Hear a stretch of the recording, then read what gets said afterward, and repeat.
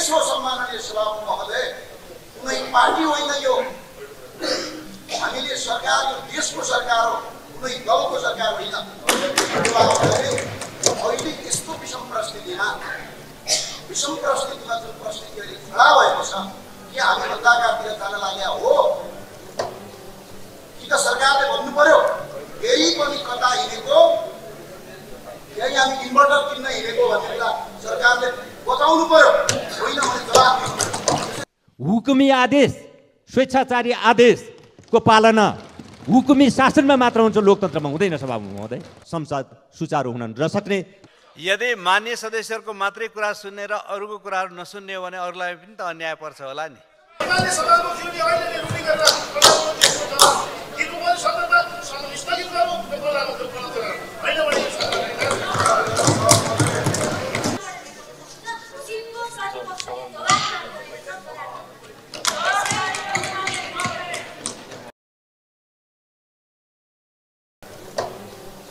सरकारले भन्नु पर्यो यही पनि कता हिँडेको, यही हामी इन्भर्टर किन्न हिँडेको भन्ने कुरा सरकारले बताउनु पर्यो, होइन भने जवाफ दिनु पर्यो।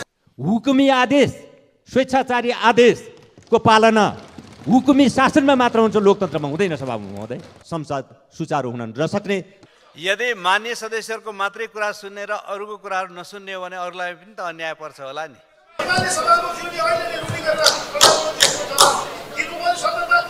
स्थगित गर्नु